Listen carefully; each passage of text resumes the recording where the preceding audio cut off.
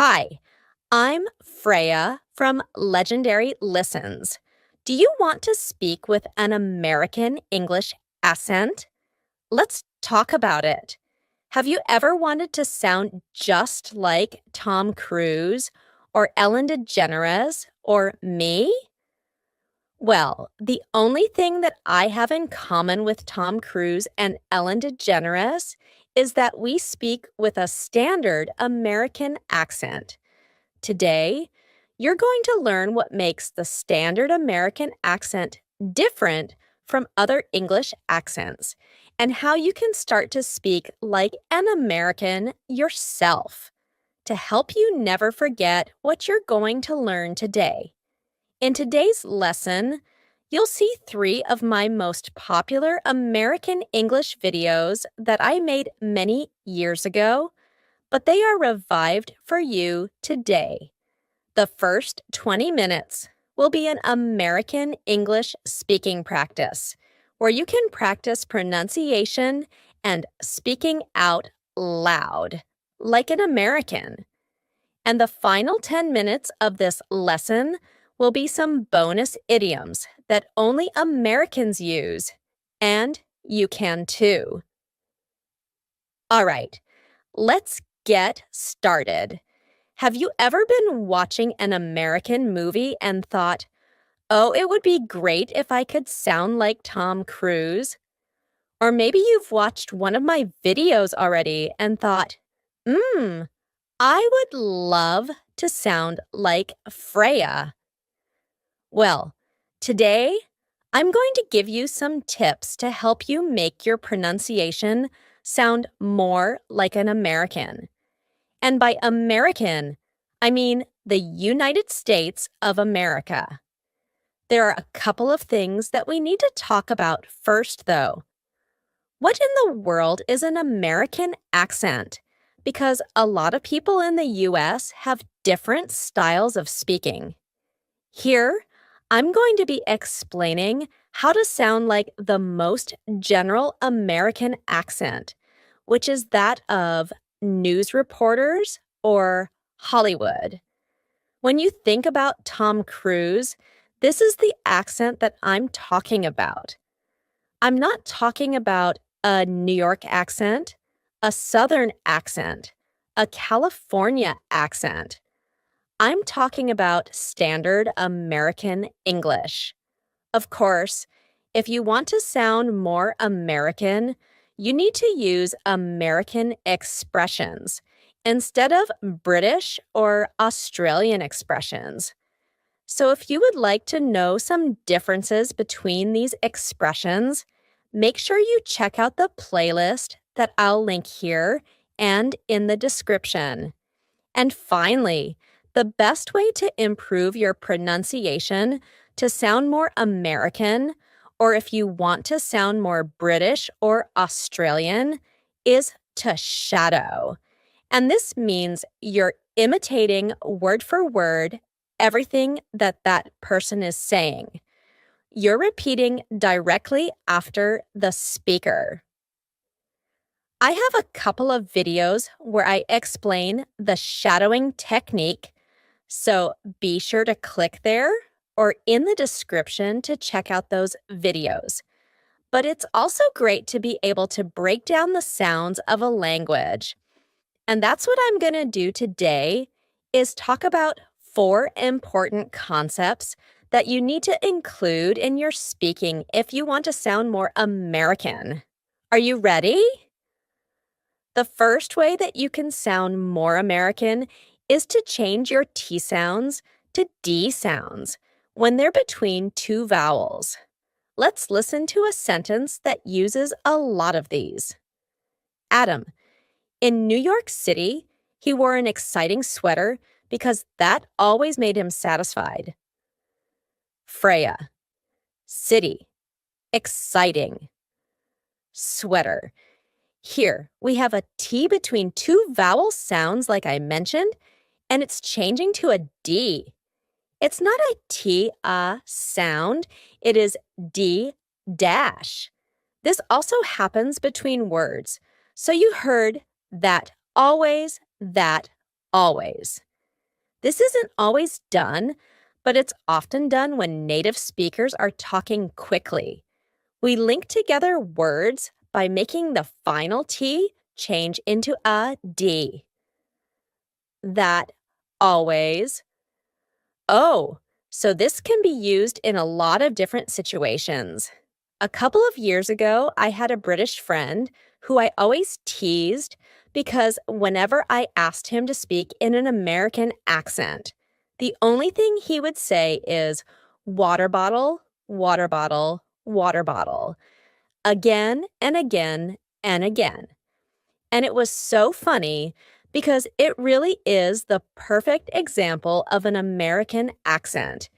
It uses the T changing to a D, water bottle, and it also uses one more concept that we're going to talk about a little bit later in this video.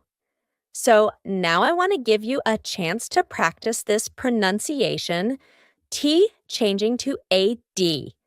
We're going to listen to that clip one more time of that sample sentence, and then there's going to be a pause. I want you to read that sentence and try to imitate. Try to shadow that pronunciation. Are you ready to use your speaking muscles? Let's do it. Adam. In New York City, he wore an exciting sweater because that always made him satisfied. Freya. The second way to sound more American when you speak is to use the colored R. What in the world is that? Well, it's in the middle of the word. When there is an R plus a consonant is any letter that's not A, E, I, O, U. So it might be R, S, R, D. Any word that has an R plus a consonant, it's going to sound like er. Let's listen to a sample sentence that uses this a lot. Adam.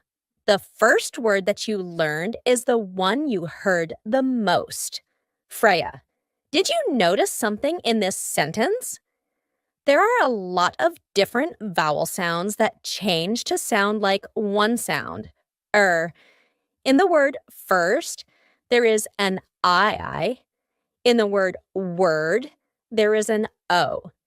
In the word heard and learned, there's EA. But they all sound like ER. This is the colored R, and it's really typical in American English. Heard. Let's listen to that clip again. And the same as before, I want you to try to imitate and shadow that pronunciation style. Test your pronunciation muscles. Try to sound like an angry dog. First word, learned. It sounds a little crazy when you're practicing, but of course, when you're speaking with other people, you can tone it down. But it's good to exaggerate when you're practicing pronunciation because you're getting your muscles prepared. And then, when they're already ready to use those sounds, it will feel more natural. Your muscles will know where to go, and then you can kind of tone it down and not sound so crazy when you're speaking with other people. So, when you're practicing, don't worry about exaggerating. The first word that I learned, take it easy, try it yourself, and let's listen and pause. And it's your turn to speak. Adam, the first word that you learned is the one you heard the most. Freya, my next tip for sounding American is to include an ER at the end of your words. This is really typical in American English. So before I explain it any further, let's listen to a sentence that includes this a couple of times. Adam, in the letter he wrote, remember to water the flowers. Freya, when my British friend was saying water bottle, this was the second American sound that he was using. the ER at the end of the word water. Don't forget to water the flowers. Remember to water the flowers. And this is going to really test your R pronunciation. We used it in the previous tip, and now we're using it again. You really need to make sure your R's are strong and powerful. Remember to water the flowers. All right, let's listen to that clip one more time. And then we're going to pause, and I want you to say it out loud. Adam, in the letter he wrote, remember to water the flowers.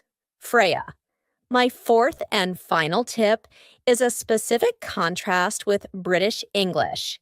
It is the ending ARY. Again, we're talking about R because R is essential in English and it's essential in a lot of different languages.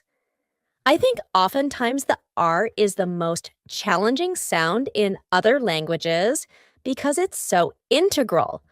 Well, in this case, ARY at the end of words is going to indicate that in American English, we're going to pronounce the full word library, secretary, military.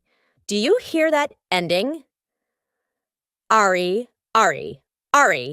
library. Whew, we're going to say the full word. Let's listen to a quick sentence that uses a couple of these examples. Adam, at the library, the secretary read a book about the military.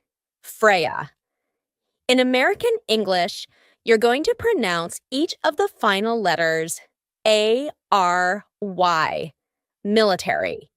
In British English, they often cut out the A, so instead of military, it would be military, military. That A is just gone. But in American English, each of those letters are pronounced. Military, Ari. So let's listen to this clip one more time. And then I want to pause and let you have a chance to repeat the sentence yourself. Adam, at the library, the secretary read a book about the military.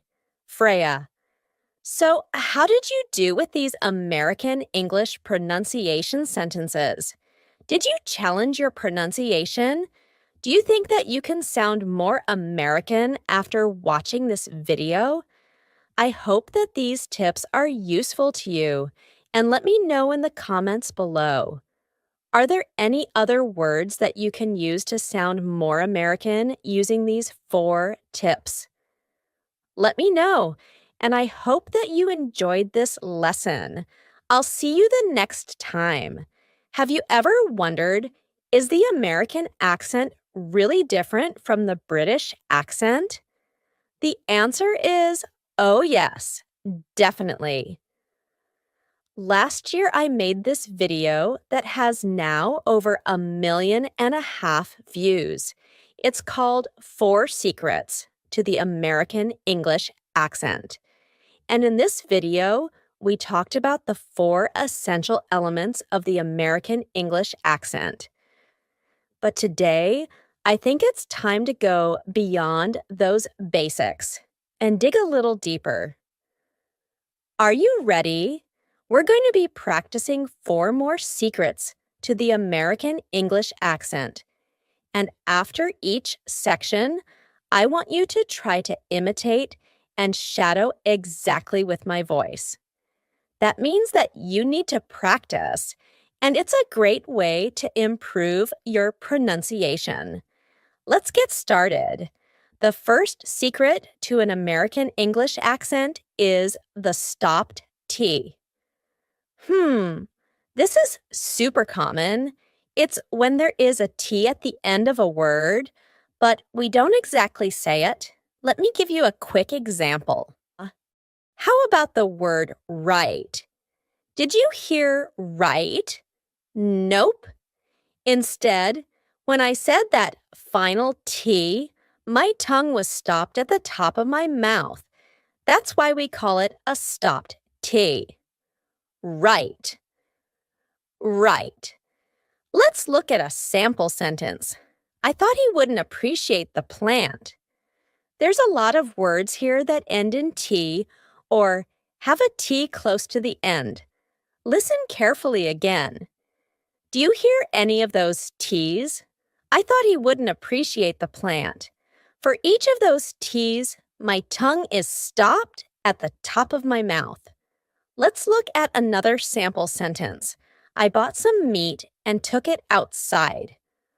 Almost each of these words that end in T have a stopped T. Let's listen one more time. I bought some meat and took it outside.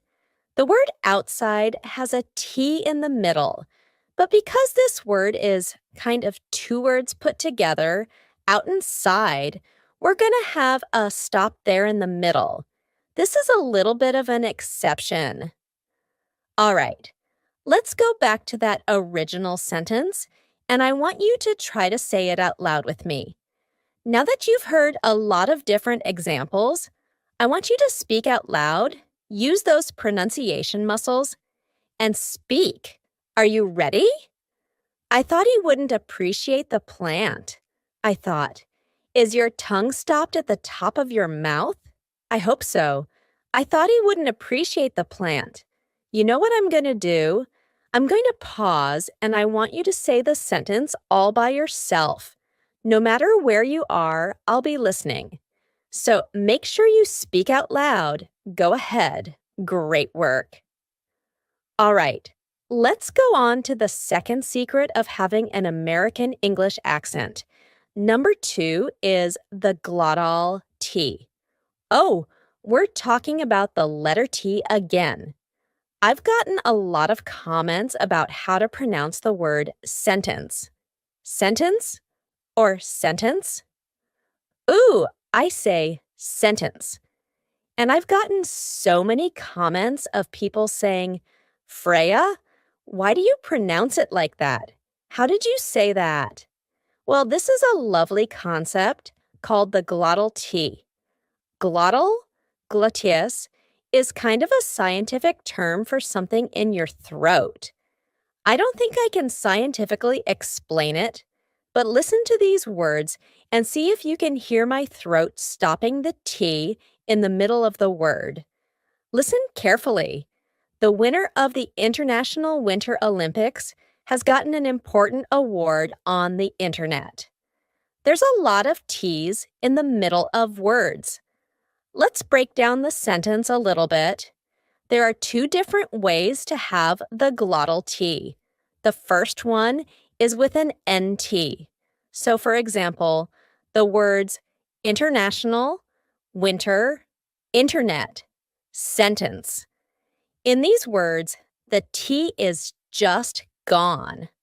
So here we have an NT, usually plus a vowel. And you're going to say sentence. You can say sentence with a T. It's fine, but you're going to hear native speakers, when we're speaking quickly, you're going to hear us completely cut out that T sentence. Winter, international, internet. The other way to use the glottal T is with words that have a T in the middle. Not necessarily an NT, but have a T in the middle. Sometimes the double T, sometimes it's not. For example, the words button, gotten, eaten, important. Do you notice that my throat is stopping that T sound in the middle of the word? Listen again. Button, eaten, gotten, important. Here, my throat is doing some important work here to make that glottal T sound exactly the way it should. Before we practice that sample sentence again, I want to share what I found when I was doing a little bit of research about where this glottal T came from. I found on Wikipedia that it was first mentioned in Scotland in the 1800s, and a dialect worker who was doing some research about different dialects said, It's considered a lazy habit and may have been in the dialect for hundreds of years. So it's possible that Americans got this glottal T from Scotland, possibly? I don't know. But in any case, it is kind of considered a lazy habit. But Americans have picked up a lot of that in our natural way of speaking. Okay, let's go back to that sample sentence. And I'm going to say it a couple of times. Please say it with me because I'm going to pause and you're going to have to say it all by yourself. So let's practice together. The winner of the International Winter Olympics has gotten an important award on the internet. Let's say it one more time. The winner of the International Winter Olympics has gotten an important award on the internet. Okay, I'm going to pause, and I want you to try to say this glottal T all by yourself. Go ahead. Great work. All right, let's go on to the third secret of having an American English accent. Number 3, contractions with will. There are 2 ways to pronounce contractions with will. There is a clear way, and then there's a relaxed way. Let's look at a quick example. Let's take the words you will. If we want to make a contraction with this, we could say Y-O-U apostrophe L-L. How can we pronounce this? Well, you could say it in a clear way. You'll. Do you hear the full word? You'll. Yeah. I'm saying you and then L dash. Just the L dash L at the end. But what if we want to say this in a relaxed, maybe lazy way? Well, instead you can say you'll. You're only saying kind of like Y-U-L-L. You'll. Let's look at another example. This is kind of a crazy sentence, but it uses this concept a lot. First, I'm going to say it in the clear way, and then we're going to say it in the relaxed way. He'll go if you'll go, and they'll go if we'll go. In each of these contractions, you heard that full pronoun. He, you, they, we. But let's look at it when it's relaxed. And this is going to help you sound a little bit more natural, like an American English speaker. He'll go if you'll go, and they'll go if we'll go. In all of these, there's an L sound.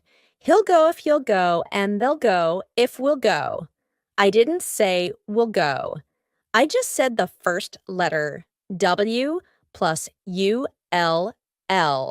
Will. Let's go through each of the contractions that use will so that you can hear this in a natural way and in a sentence. You'll get the car. He'll get the car. She'll get the car. We'll get the car. They'll get the car. Let's say that sample sentence one more time together. I want you to speak out loud, and then you'll have a chance to say it by yourself. He'll go if we'll go, and they'll go if you'll go. He'll go if we'll go, and they'll go if you'll go. Now, it's your turn to say it by yourself. Go ahead. Excellent work. Let's go on to the fourth and final secret of having an American English accent. Number 4 is linking the S plus a vowel.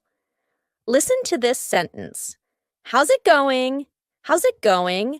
What about this sentence? There are cars in the sun. Both of these sentences have an S and then a vowel. What happens here? In each of these words, the S becomes a Z. How's it going? There are cars in the sun. Common words that we use this with are it, how's it going? And also in, there are cars in the sun. That's probably the most common ways that you're going to see this. So let's take a look at a couple of sentences. He's in the office.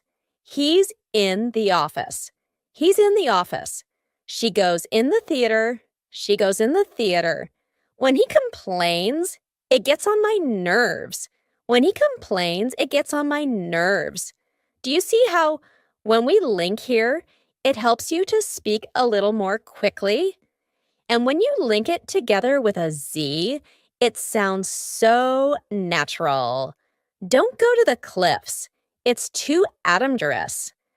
If we have a pause here, you could just say an S, don't go to the cliffs. It's too adamderous. But if you say this quickly, and that's kind of our key here, then you're going to link it together with Z. Don't go to the cliffs. It's too adamderous. Cliffs, it's too adamderous. All right, let's say together those two original sentences. Please say it with me. Use those pronunciation muscles, and then I'm going to pause so that you can have a chance to say it all by yourself. How's it going? How's it going? There are cars in the sun. There are cars in the sun. Okay, now it's your turn. Say it all by yourself. You got this. Great work. That was a lot of pronunciation practice. But before we go, let's do a quick review. If you'd like to say these sentences out loud with me, please do that. That's the best way to improve your pronunciation and also just to remember these concepts. I thought he wouldn't appreciate the plant. The winner of the International Winter Olympics has gotten an important award on the internet. He'll go if we'll go, and they'll go if you'll go. How's it going? There are cars in the sun. And now I have a question for you. In the comments, let me know, what is something that's really important to you? I want you to use this word important because in the middle, we have that glottal T, import. And then at the end, we have a stopped T, important. There's no T that we actually speak at the end. So if you can say your sample sentence that you write in the comments out loud, that will be beautiful practice. You can read each other's sentences as well to see what kind of things are important to people all around the world. You might be wondering, what in the world is an American idiom? Well, these idioms might be understood by people in the UK, but they're most often used by Americans. And if you said one of these to someone from the US, they would instantly understand what you meant, and they wouldn't feel weird at all, like you were using an expression that they hadn't heard very often. For each of these idioms, I'm going to tell you a little story, and I want you to guess what you think the idiom means based on the context. So, for our first idiom, I want to tell you a quick story about last week. One of my friends who has a small baby, we were going to get together, and in the morning, when we were about to get together, she called me and said, "Hey, Freya, I'm sorry.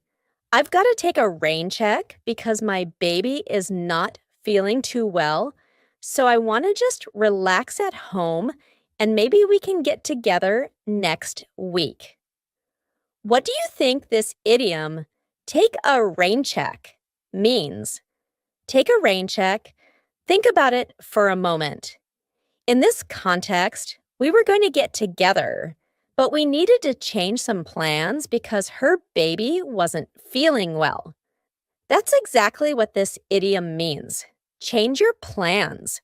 We need to delay or just push back our plans because something happened. Maybe you just are feeling tired or you're feeling sick.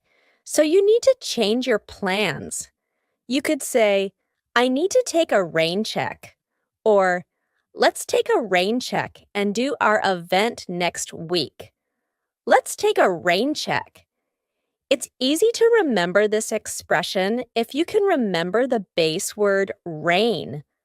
Let's imagine you're trying to have some kind of event outside. Maybe you're trying to get married outside, like I was, and it rains like it was on my wedding. Well, you can't have the event outside. You have to go inside. So you need to change your plans because of the weather. So, this is kind of the origin of the expression, but we can use it in any situation where you're changing plans. The second American idiom is to shoot the breeze. Let me tell you a quick story so you can guess the meaning. In a couple of days, I'm getting together with a childhood friend who I haven't seen for a while. And when I told my husband that I was going to get together with her, he said, "What are you going to do? You haven't seen her for a long time." And I said, I don't know. Shoot the breeze. Just sit together. We'll figure out something. What do you think from this quick story that shoot the breeze means?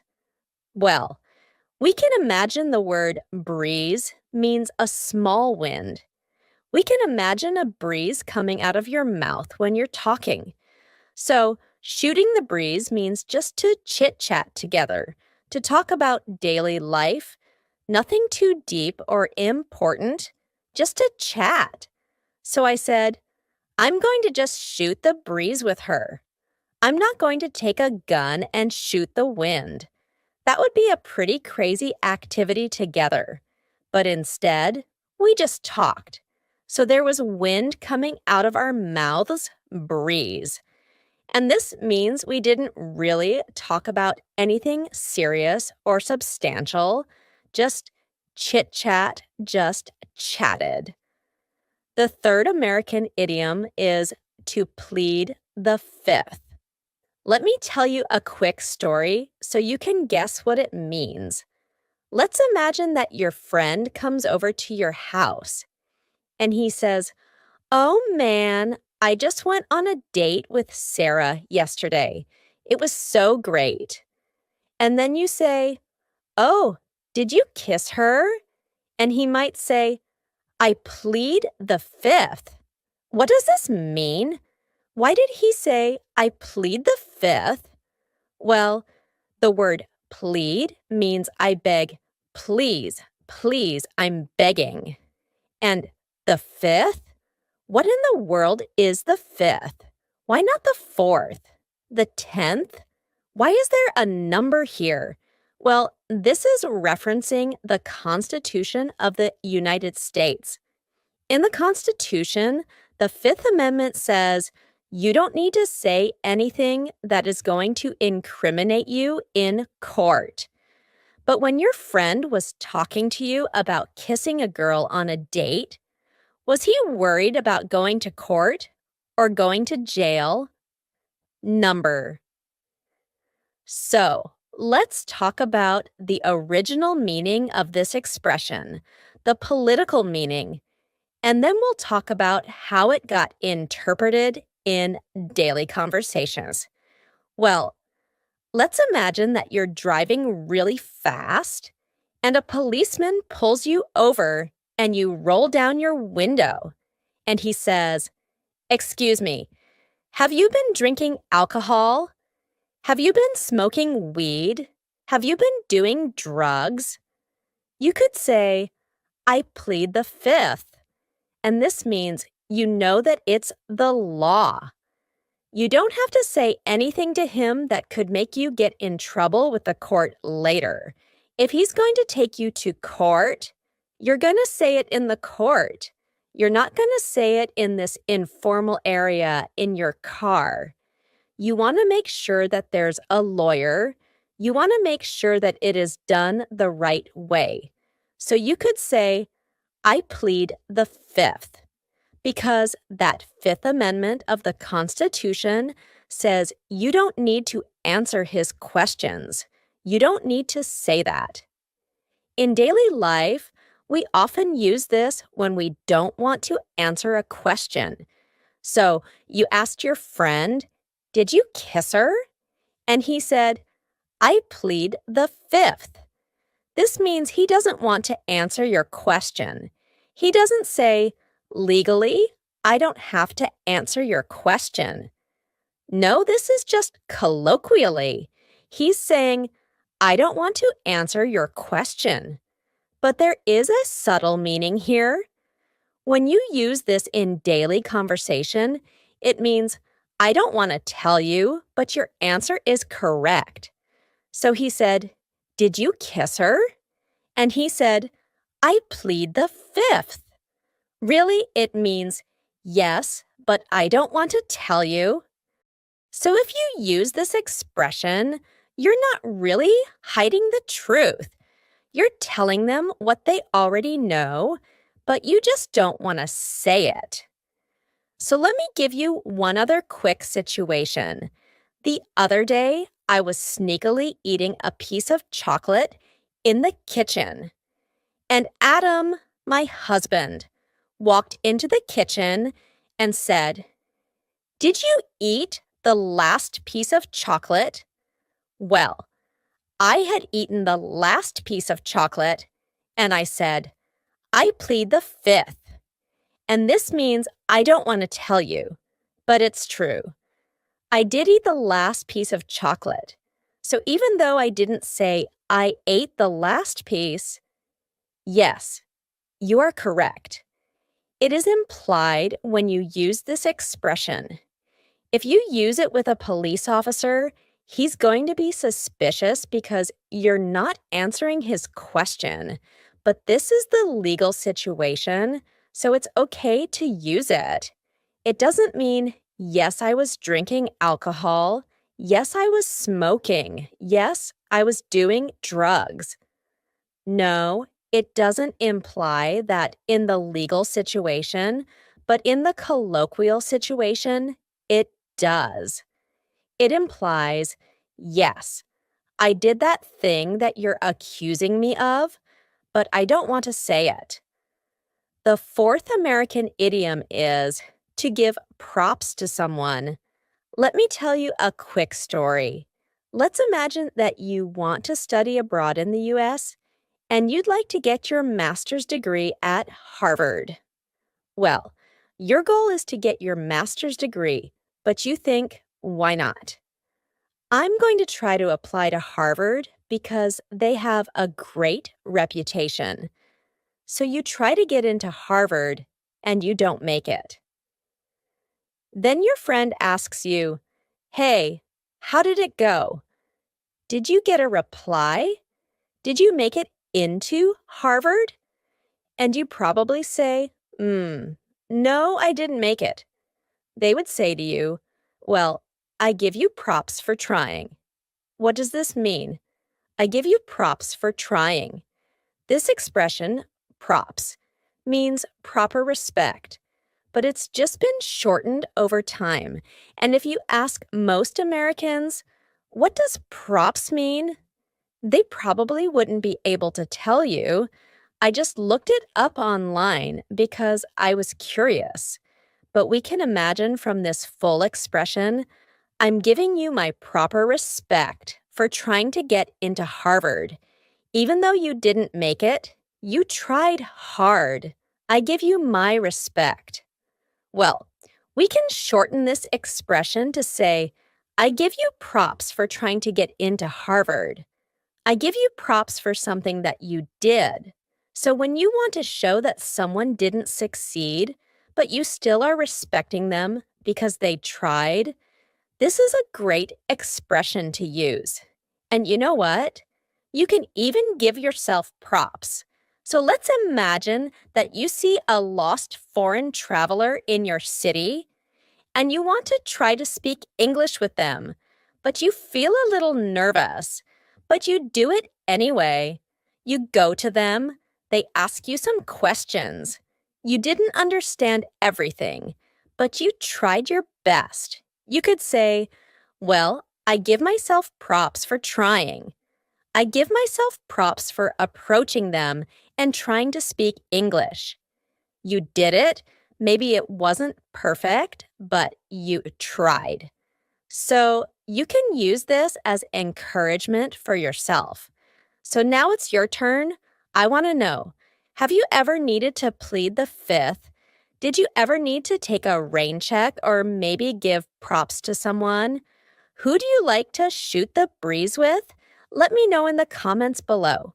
Try to use these expressions and expand your vocabulary. Congratulations on practicing your American English pronunciation and vocabulary. Don't forget to subscribe to my YouTube channel for a free English lesson every day. Bye.